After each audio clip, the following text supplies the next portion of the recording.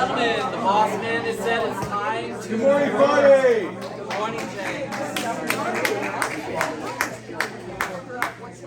We have quite a few friends that are coming in, and I want to do a couple of quick announcements about that. How are you doing? You stand up front, you're going to be on camera.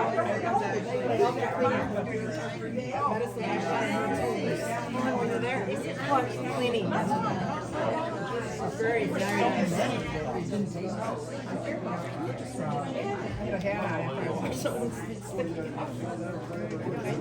Ain't got no control over here.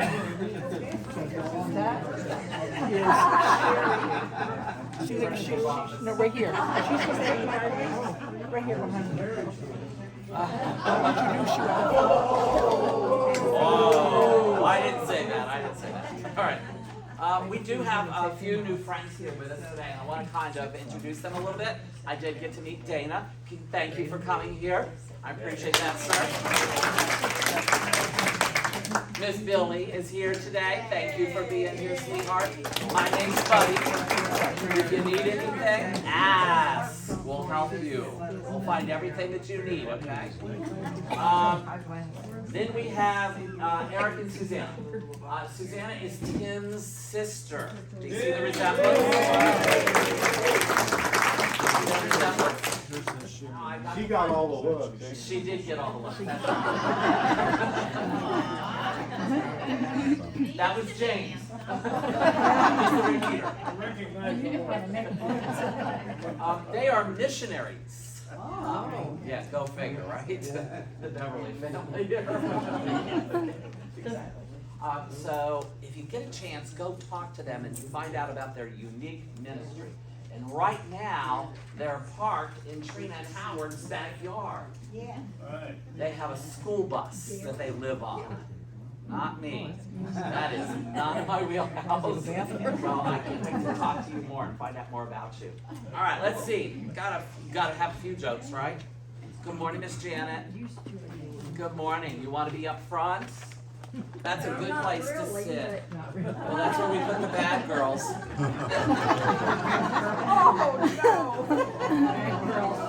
Oh, sorry.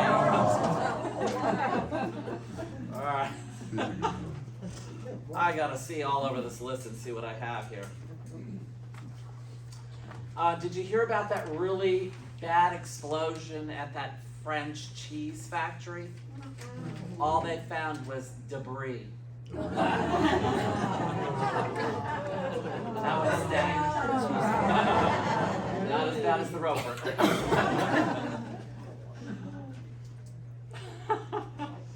I can't read these. I put them in my handwriting. I can't read them. This is terrible. My teacher told me that I would never amount to much since I was such a procrastinator. I told them, wait and see. Wow. What a terrible jokester. Okay.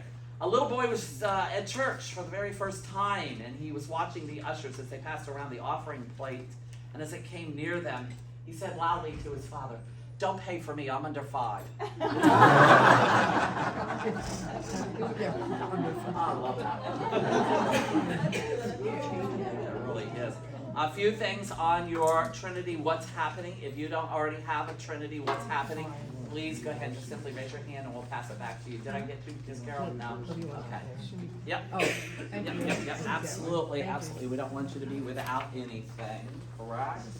We want you to know what's happening here. Missions in May, the bottom right-hand corner there.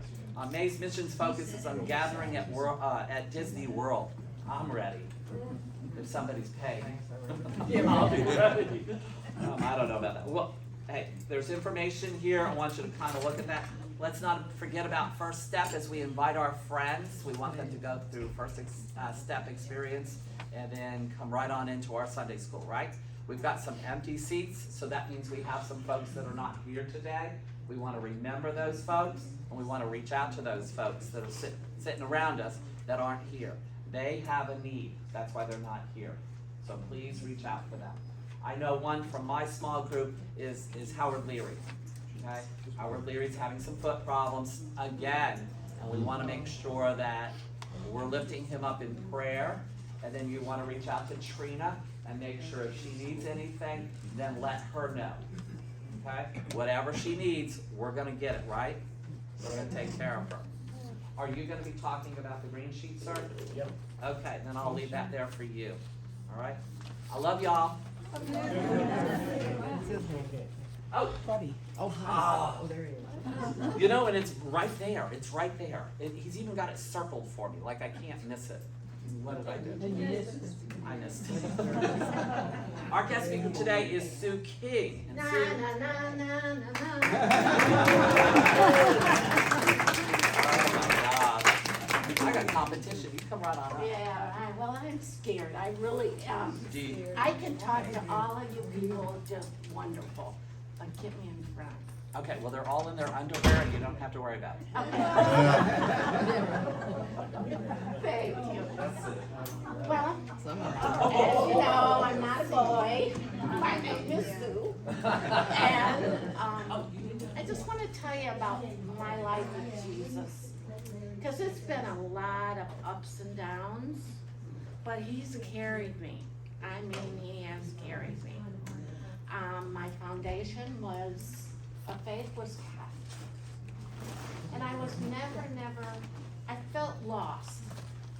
And just to please my parents, I didn't make any ruffles or anything until I got in high school. And a girlfriend asked me to go to her church. And being I didn't like all the rituals of the Catholics, I couldn't understand why. I told Debbie, yeah, I might wanna go.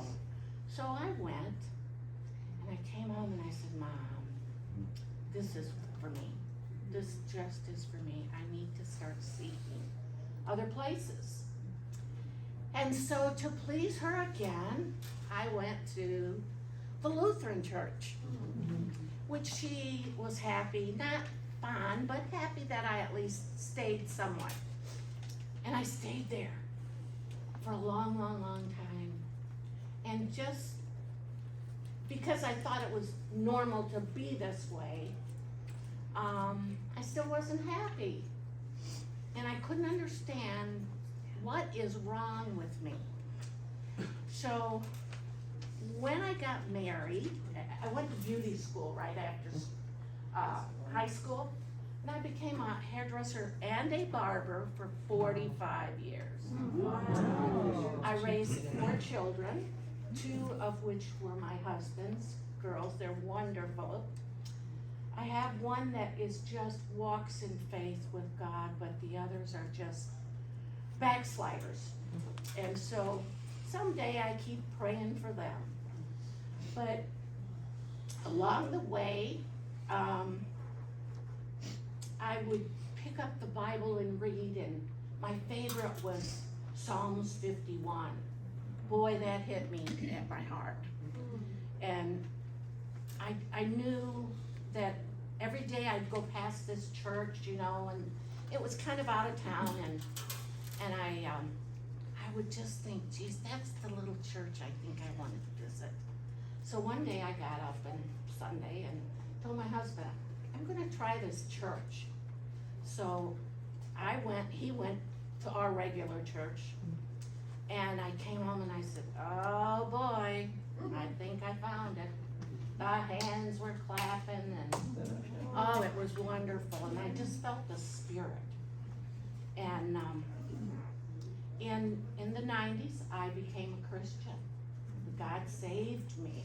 Amen. And my children, I've been through trials, and boy, have they ever been hard. But I have always leaned on God. And of course, my kids, they say, Mom, you're going to a church that might not be for you. And I say, oh no, you need to come. Come on. Well, my one daughter would back me up and say, Jamie, you gotta go. Well, one day Jamie had an accident, and it was a related accident where the company truck, the right front tire flew off, and he went head into a semi. And I'm living down here, and I'm praying and praying, are you okay? I'll be there, Jamie, I'll be there. And he said, okay, Mom. Well, he had 38 surgeries at Mayo Clinic. He lived through this, and to this day, every 5 years, he has to go have his arm remortared. He has a prosthetic arm from here to here. Boy, if you don't think God carried me through that one, huh, it was day in and day out and no sleep. Well, we got through that, and he is now writing with his left hand. Not good, but he works for the city, and he's doing fantastic. I think it was me because I made him go with me to church, and I really pushed that church for them, and I think they got bored with it. And so someday they'll come back. I just know they will. And another incident is I have a daughter. She's just amazing. And she says, Mom, I was just so ungrateful, wasn't I? And I said, yep, you were. Well, she got in with a group that did drugs. You got 30 seconds. And for 17 years, she took drugs, and I prayed, God, help me, help me, help me. After 15 years, she's free of drugs, and she's a wonderful girl, got her own business now, and life's just been good. So every day, don't give up on God. He's there. We give up on Him. He never gives up on us. Amen.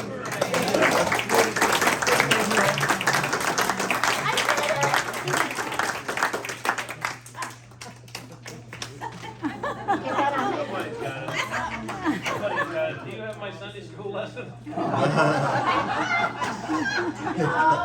Unfortunately, Tim Beverly will not be preaching today. I'll be up here. Sorry, buddy. That's what you need. Every teacher's worst nightmare, somebody steals his notes. Oh my goodness. Wow, it's good to see everybody here today, all the visitors and first timers and my sister and her husband Eric and Larry and did you see him out there? Is he coming? Okay, good. Before I get started, I would just want to remind you about our class party, which is on January. Just checking. Starting with J, I got half of it right. June the 2nd, okay, it's a Friday night, and we have flyers. If you don't have one, I got a few extra ones up here, and I want you to get one before you leave. But basically, we're having all of our class together. Now, we've only got about 50 people signed up right now, and I promised the entertainer that I would have 100 people there. So that means I need 50 more people to sign up. So if you have not yet signed up, raise your hand. You have not yet signed up. Right? Today is the day for you to sign up, okay? Now, I also want to use this as an opportunity to get the gospel out to your friends. Don Townsend, who's our magician, will be spreading the gospel through magic. I don't know exactly how he does it, but he's got a track record of leading people to Christ when he's doing these illusionist things. So, all of you that live in Rolling Green or wherever you live, here's an opportunity to bring some lost people to Jesus. Just invite them to come to our class. They're a party. It's not going to church. It's not going to Sunday school. It's coming to a party. They're going to hear the gospel. We're going to pray for them. God will save them. and then they can come to our class. Wouldn't that be great? Yes. So those of you that have not signed up, please do it today. Otherwise, next week I'll be talking about it more. I'm not really running out and talk about it. I like to just get it all done. Okay, so today we're just continuing our study in the Gospel of John on some zeroing in on a couple events during the last week of Jesus' life before he went to the cross. Have you enjoyed the study in John so far? Yes. Good. Last week, or the week that we had the Sunday school picnic out here, I didn't get to teach that week. And the lesson that I missed was one entitled, I Am He. Okay, now that was the story of Jesus being arrested right after the Garden of Gethsemane. And you remember Jesus said to the soldiers and the religious leaders, who are you looking for? And they said, Jesus. And he said, I am he. Some people think that all he said was, I am. Well, now, if that's all he said, that's all he needed to say, because he was, and he is. He had said 7 times before, I am the door, I am the good shepherd, I am the way, the truth, and the life, I am the bread of life, I am the resurrection. But when they said, who are you looking for? When he said, who are you looking for? They said, Jesus. He said, I am. That's me. And if you remember, when he said that, soldiers fell backwards on the ground, picked themselves up, and went on from there. Well, I'm going to give you the whole lesson, I am he, in just a couple statements. Here it is. After Jesus finished his farewell message and his high priestly prayer, which we studied last week, he led his disciples to the Garden of Gethsemane, where he suffered inconceivable agony in anticipation of what was before him. Immediately after this time, Judas Iscariot showed up with a mob of people, including many religious leaders, as well as several hundred soldiers who came to arrest Jesus with a show of force and to take him away. So Jesus identified himself as the one whom they were looking for by saying, I am he. So Jesus was in control of that situation, and he told them to let his disciples go, and then he willingly submitted to them and was led off to trial. From that point, he was taken throughout the night to the home of Caiaphas, to Annas, and then to Caiaphas, and he's in the evening and the early morning hours are going on. Which brings us to today's lesson. So now you know where Jesus is. He's at Caiaphas' house. So we come to our lesson today, which is entitled, I Find No Fault. Now, the goal of our criminal justice system is to provide a fair trial and a just verdict for every person that's charged with a crime. Would you agree with that? Yes. Unfortunately, the justice system doesn't always work like it was intended to. Sometimes it can be politicized or just plain crooked. Now, or both. We see that around us in our justice system today. So now, also, often in the rush to find someone to blame, people are pressured and evidence is overlooked that might have proved a suspect innocent. It's truly unfortunate when the justice system fails like that and puts innocent people in prison. There's an organization called the Innocence Project. It was founded in 1992 to help exonerate people who were convicted of crimes that they did not commit. Since that time, up until August of last year, they have helped 239 persons be freed from prison who did not commit a crime, who had spent a total of 3,690 years in prison. Quite an organization. One person that the Innocent Project helped to free was a man by the name of Stephen Linscott. He was a Bible school student. He had 3 small children, and he was married to my younger sister. They lived in Chicago. He was convicted of the murder of his neighbor. Steve gave statements to the police during their investigation, telling the police that he had had a dream the night of this event. And the details of the dream very much matched up with what happened at the crime scene. Now, because of that, he was arrested. He was tried for the rape and murder of this woman next door, and he was sentenced to 40 years in prison. After several years in prison, there was new evidence that was introduced at a second trial that ultimately led to his exoneration and his freedom. Now, our family, my sister Susan knows this better than anybody, our family walked through and struggled with Steve and Lois and supported them during this difficult 12 years of their life. So in today's lesson, we're going to look at the only true innocent person who ever lived, and we're going to see some miscarriage of justice. Now, you got a piece of paper and there's little lines on there.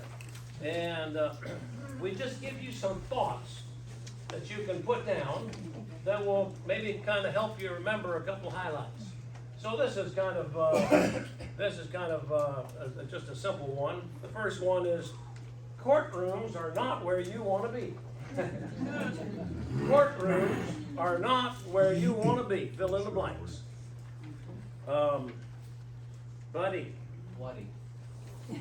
Do you know what the judge said when a skunk walked into the courtroom? This stinks. He said, "Order in the court."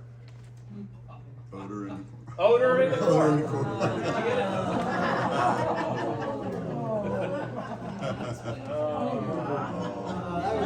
Courtrooms are not where you want to be, okay? So let's look first at the transfer. The transfer. It's verse 28 starts out, it says, "Then they led Jesus from Caiaphas to the governor's headquarters. It was early morning. They did not enter the headquarters themselves, otherwise they would be defiled and unable to eat the Passover." So the governor's headquarters, where was that? Well, the Greek word is praetorium, and originally it was a tent in a military camp occupied by a ranking military leader. Now, during Jewish festivals, the Roman government would send a governor into the headquarters, Jerusalem, because oftentimes there were a lot of tension that took place during festivals. And so he would set up his headquarters there. So that's where they brought Jesus, to Pilate's headquarters where he had been staying. And it was early in the morning. The Greek word there identifies the first watch of the day. The final watch of the day, which is 3 o'clock in the morning to 6 o'clock in the morning. So we know it was during that time. It had been a long night. It happens to be the same word that was used for when the disciples, the women, came to the tomb on Sunday morning and found the tomb empty. They came during the final watch. That would have been 3 to 6. It says they did not enter into the headquarters. Well, now, here's the reason why. You see, it was Passover time. The Jews had their sacrificial lambs all ready to go. They had rid their houses of leaven and done their rituals. They were personally, ceremonially clean. And they were going to kill their Passover lambs that afternoon. They were going to keep the feast immediately after sunset. They would not risk defilement in a Gentile house where there could still be leaven, where there would be leaven. So they refused to go into Pilate's headquarters. So verse 29 says, "So Pilate came out to them and said, 'What charge do you bring against this man?'" Now, John doesn't say much about the visit to Annas and Caiaphas. The other Gospels do. In fact, if you wanted to get the whole picture of what happened, you'd have to kind of dovetail Matthew, Mark, Luke, and John all together. So we're just looking at what John says, okay? So Pilate, he's the Roman governor of Judea. His headquarters are actually in Caesarea. And he served 10 years under the emperor who was Tiberius at the time. And so he had temporarily moved his headquarters to Jerusalem because it was Passover, because of this potential tension that was anticipated. Now it says, he came out to them. Now, Pilate was a good man in this respect. He respected the Jews' laws. They wouldn't come in, so he respected it. He didn't demand that they came in. He came out to them, and he went outside to talk to the people. And so during this trial, Pilate goes inside and then outside, and then inside and then outside. He did that 4 times during the trial. This is the first time he came out. And he said, "What charge do you bring against this man?" Now that's a perfectly logical way to start an inquiry into a legal matter. What is the charge? Verse 30 says, they answered him, "If this man weren't a criminal, we would have handed him over. We wouldn't have handed him over to you." Now, I don't know how you read that, but I think their response was pretty disrespectful and vague. I mean, it's sort of like answering somebody by saying, "What's it to you?" That's kind of a disrespectful answer, isn't it? Or saying, "Well, you ought to know better." That's disrespectful. Or saying to somebody, they ask you a question, you say, "Have you been living under a rock?" I mean, you know, people say things like that. That's a disrespectful answer. And we should not do that. In fact, that's the next line on your paper. Don't be disrespectful when answering someone's questions. Don't be disrespectful when answering someone's questions. Now, they wanted Jesus crucified for theological reasons. Now, that was no concern to Pilate. He didn't care about their theology. There had to be an accusation there had to be an accusation of breaking Roman law for it to be of interest to him. So Pilate's demand for a charge, however, signaled an investigation to a trial that the Jewish leaders probably did not want to happen. They just wanted a quick resolution. We're bringing him to you, we want him killed. What's the charge? Well, they weren't expecting that. They were just expecting Pilate to carry out with their wishes. So verse 31, Pilate told them, "You take him and judge him according to your law." They said, "It's not legal for us to put anyone to death." Now, since they had not presented a violation of Roman law, Pilate said the Jews could handle it in their own courts. Now they got to prove that he's guilty of a capital crime. Now they intended to have Jesus executed, and they needed the Romans' help. You know why? Because they wanted him crucified. And the Jews' law wouldn't let you crucify somebody. The only execution that the Jewish law would allow would be stoning, burning, strangling, and beheading. They didn't want that to happen. They wanted him crucified.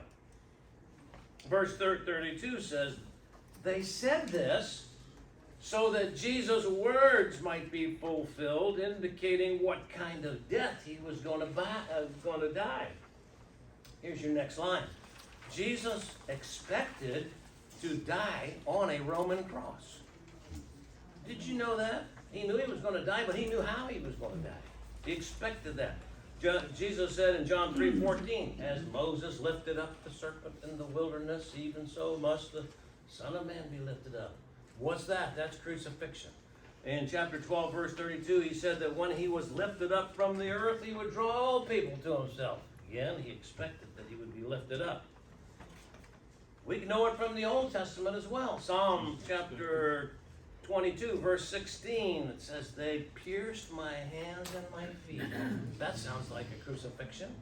Zechariah 12:10 says, "They will look upon me whom they have pierced," prophetically talking about Jesus being crucified. So it was God's plan that he died on a cross. So we have the transfer. Now let's go to the trial. Okay, verse 33 says, Then Pilate went back into the headquarters, summoned Jesus to come in there, and he said to Jesus, Are you the king of the Jews?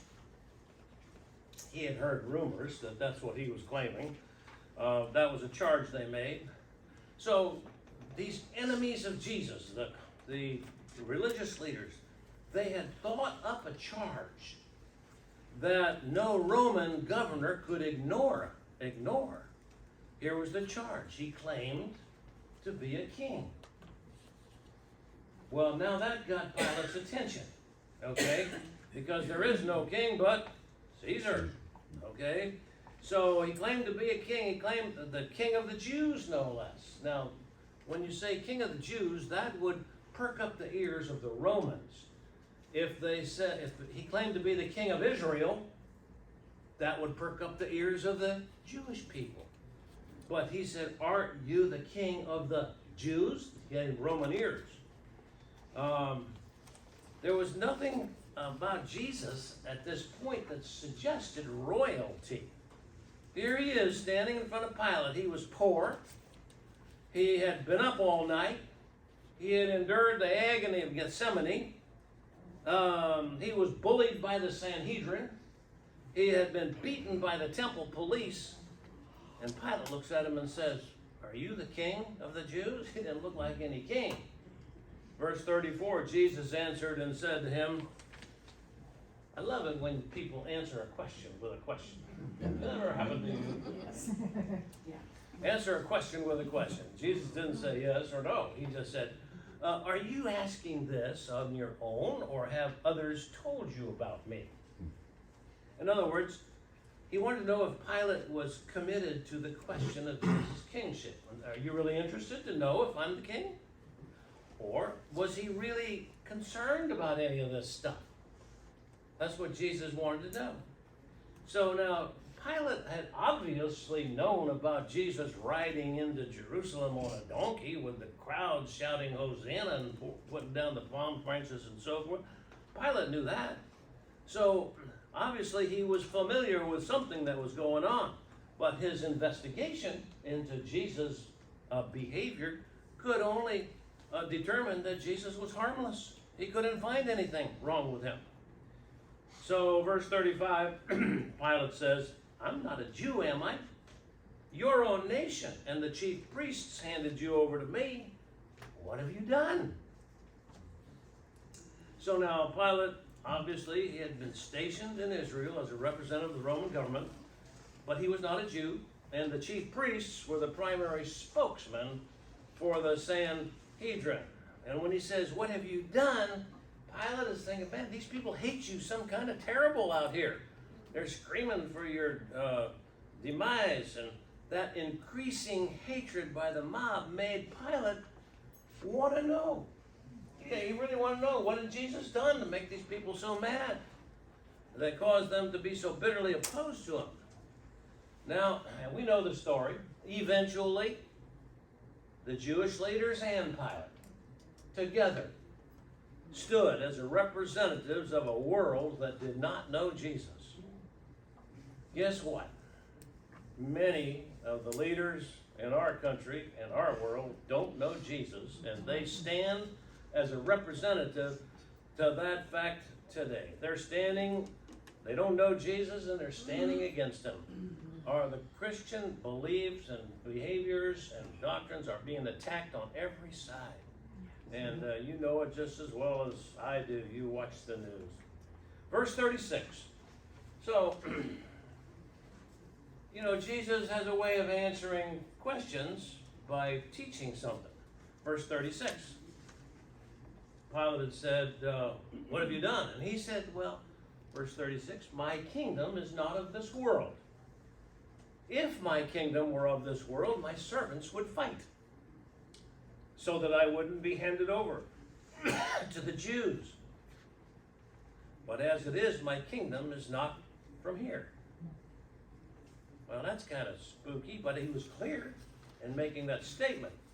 So Jesus indirectly acknowledged his kingship by explaining the origin of his kingdom. He started out by saying, my kingdom is not of this world.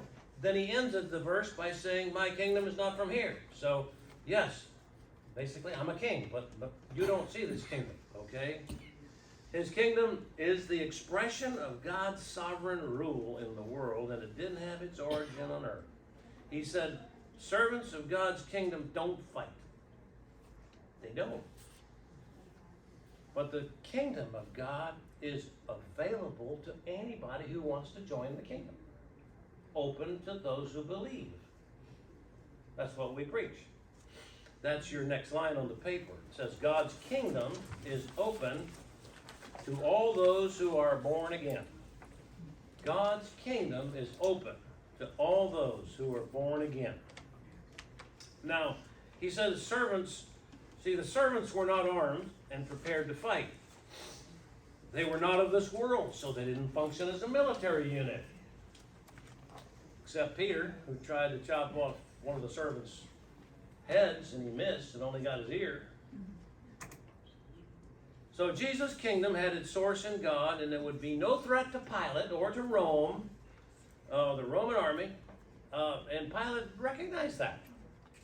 And Jesus said, I could call 12 legions of angels to deliver me anytime I want to. It's commonly believed that Pilate was afraid of Jesus at this point. He's never seen a king like this before in his life. Okay? The answers are kind of foggy, but he makes a statement. And then he says, I could call 12 legions to deliver me.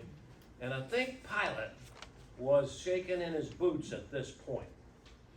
So he says in verse 37, Pilate asked, you are a king then? Jesus answered by saying, okay, you say that I am a king. I was born for this, and I have come into the world for this, to testify to the truth. Everyone who is of the truth listens to my voice. So Jesus says, you say that I'm a king. Jesus puts the matter on a different plane now, okay? It's like he's saying, my realm is truth. He said in effect, and he goes on to describe his kingship. So as the Son of Man, he was born in Bethlehem. As the Son of Man, I was born for this. What? To be the King of the Jews. Then he says, as the Son of God, he came. See, he was born into this world, but he came from another world. He came from heaven. I came for this. What did he come for? For the mission that he was on. What was the mission? To redeem mankind. So he says, Jesus reported, I was born for this, and I have come into the world for this, to testify to the truth. Jesus was born as a king, not to lead armies to conquer nations, but to testify to the truth. Did anybody see the coronation of the king over the weekend? Do you think he was, what's he coronated for? To tell the truth to the whole world about Jesus? No, they've got their own reasons for being coronated. Understanding God's truth and committing to it frees all believers to experience life to its fullness. Jesus himself was the way, the truth, and the life. So the truth to which Jesus bore witness was the truth of the gospel. The gospel is what? The good news of God's redeeming action of his Son. And we must listen to his words. He tells the truth.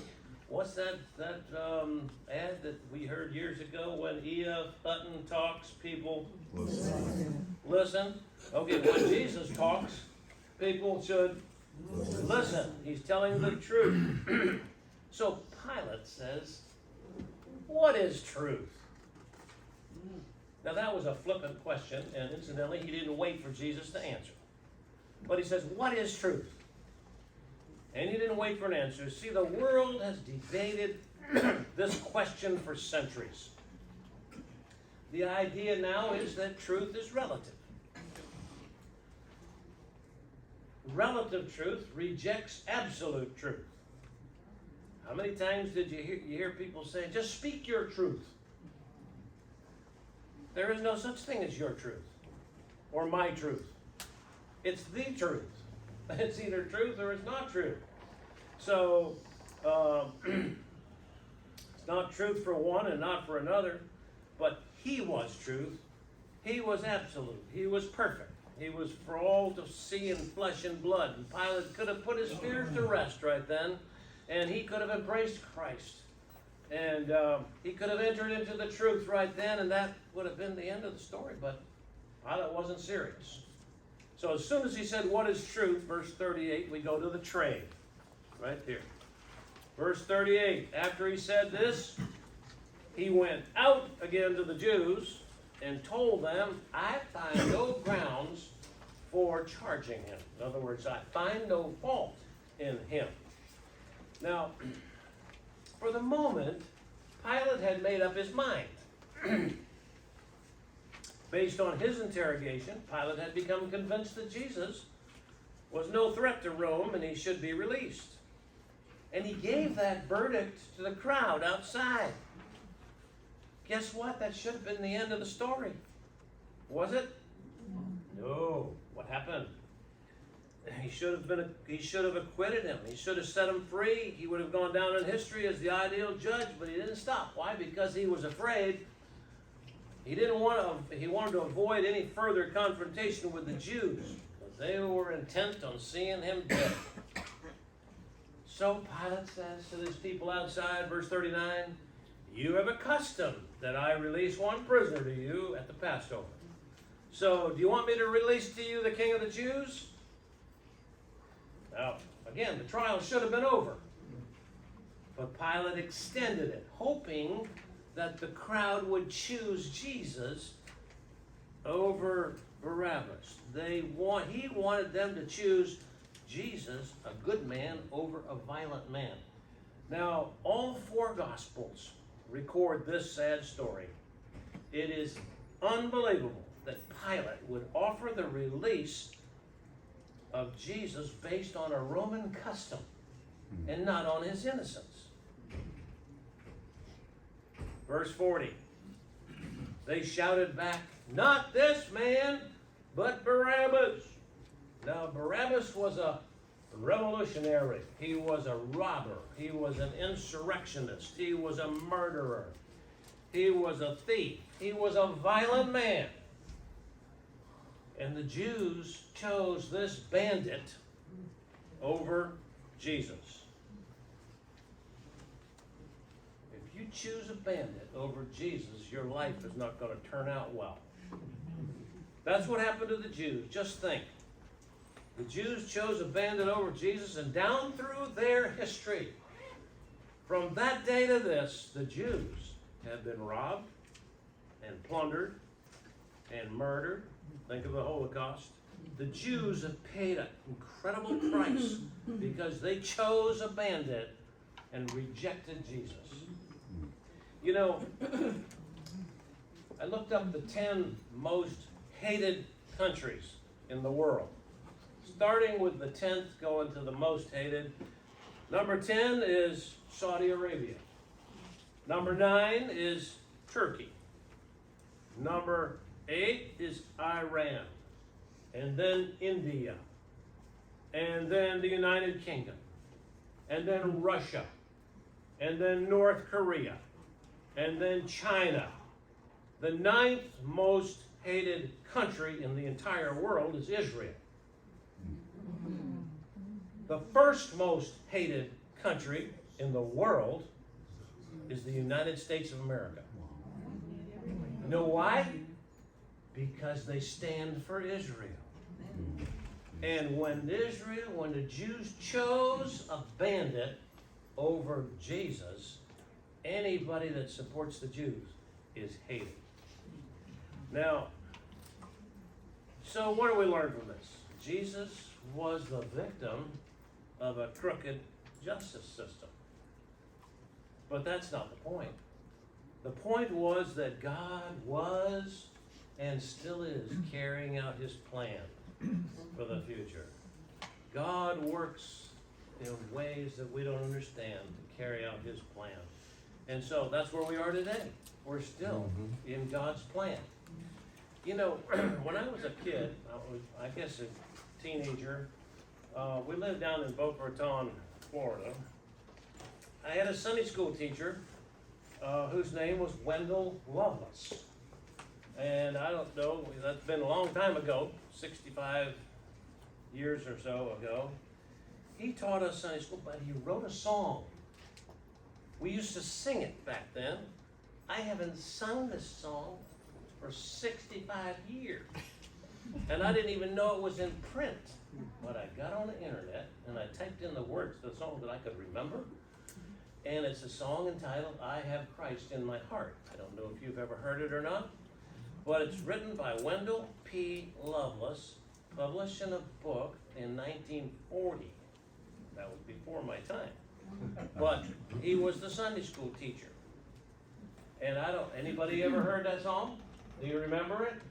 Susan, do you? Before your time, probably. It goes like this. What though wars may come with marching feet and beat of the drum, for I have Christ in my heart. What though nations rage as we approach the end of the age, for I have Christ in my heart.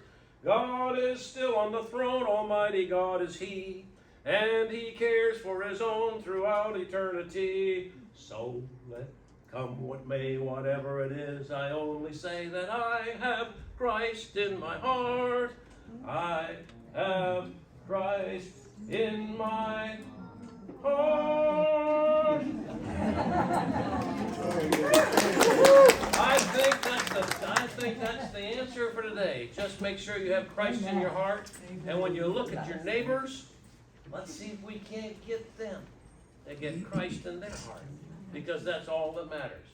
I mean, way back then, what though wars may come? I mean, the whole story. Well, thank God. This isn't the end of the story, but this was just a little glimpse into this story. Next week, we cover Jesus actually being crucified on the cross. Don't miss that. That would be the turning point of all of human history. What the subject matter of our Sunday school lesson next week. All right, let's bow out for a yes, Jim. Last line on the. What's that? The last line. Did I miss it? Yes, I just want to make sure. Okay, we were talking about truth. What is truth? The last line is this. Truth is that which is consistent with the character of God. Truth is that which is consistent with the character of God. All right, we're going to pray, and then all of you who raised your hand and said you haven't signed up yet, come up and see Joe and get signed up for this party so we can begin to finalize that. Let's have a word of prayer. Father, thank you so much that we can learn a few simple things from every page in the Bible. We thank you for what we can learn from Pilate and how Jesus answered him. And even though the world is at war, we still know that we can have Christ in our heart and peace in our heart and something to share with the lost around us. We give you thanks and praise in Jesus' name. Amen. All right, we'll see you in church or thereabouts.